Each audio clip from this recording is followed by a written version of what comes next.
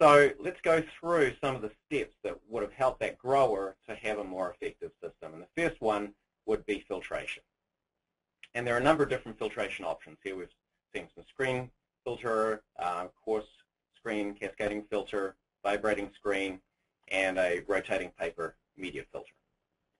So the importance of filtration is to reduce demand, as well as to remove particles that are directly going to clog your irrigation equipment. So putting some investment up front in filtration reduces the chemical cost, and it also increases the likelihood that that chemical is going to be effective against target organisms. And there's this concept of demand here, which is just the difference between what you inject and what you get at the end of the hose. So here, if we, for example, injected 5 parts per million of chlorine, and our pond water had a demand of 3 parts per million of chlorine, we would have a residual of 2 parts per million coming out the end of the drip emitters. And so this demand of 3 parts per million is probably going to vary.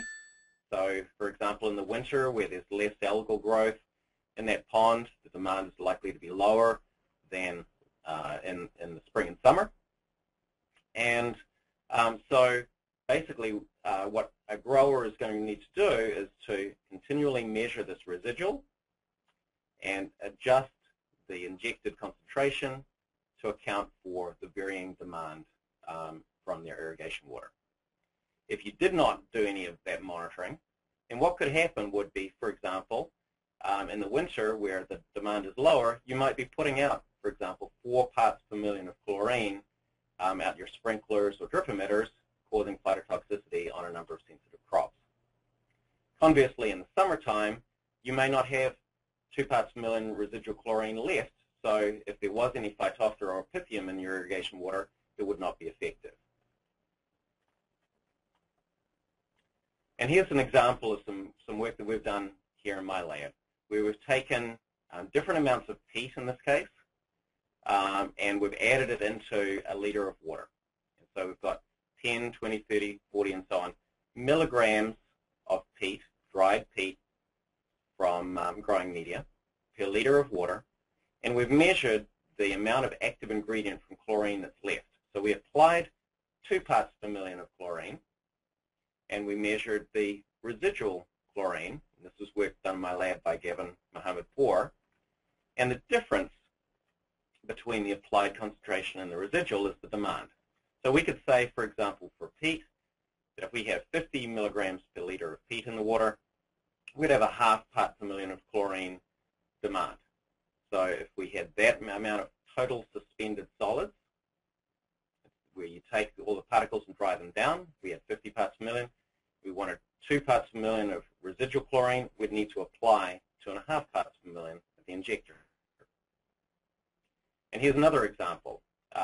This is from a flat floor greenhouse where in the supply tank, before the water goes out onto the concrete flat floor, it had 6 parts per million or milligrams per liter of suspended solids, and picking up some of those peat particles coming back was at 20 parts per million. And sometimes we've seen numbers up to about 200 or even more parts per million of suspended solids coming back from these flat floors.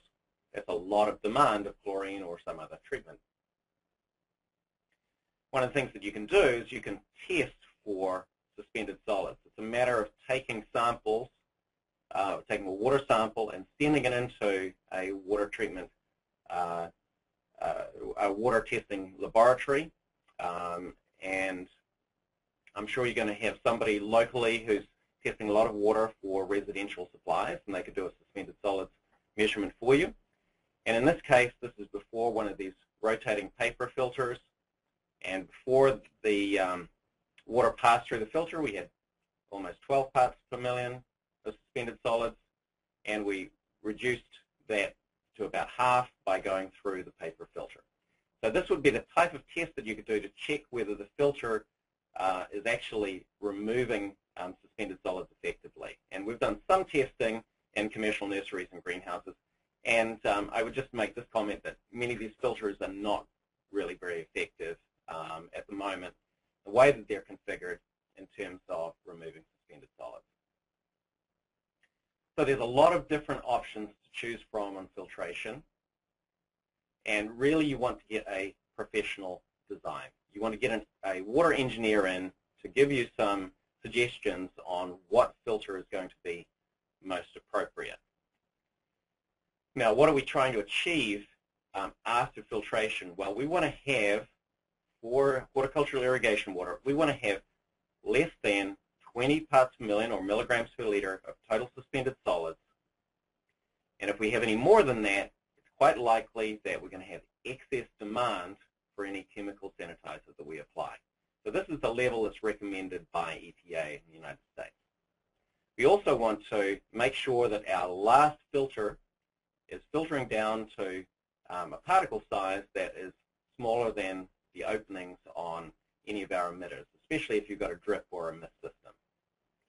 And here are some of the sizes of mesh, which you're probably familiar with, and the diameter. A micron here, 1,000 microns is 1 millimeter. 1 millimeter is about a 25th of an inch. And you can see, for example, that if you are filtering down to about a 100 mesh screen, then that would be 149 microns. Now, we've looked at the particle sizes of stuff, particles that are suspended in irrigation water in a number of different greenhouses, and this is about the median size of most particles that are in irrigation water. If you wanted to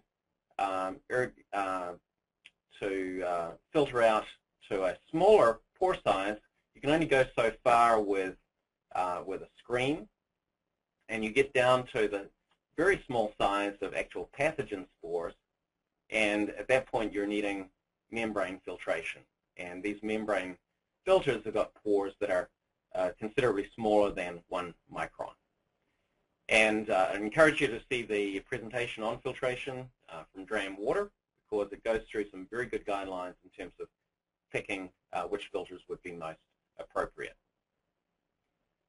Some operations in horticulture have no filters. Others very commonly have only 1 filter, but in reality it's going to be in most applications necessary to have multiple filters in line to get adequate decrease in suspended solids. So that's especially true if you've got surface water, pond, recirculated water, or you're using very small emitters. So here's an example of multiple stages. You'd start with a coarse pre-filter, which is a screen that's taking out very large particles.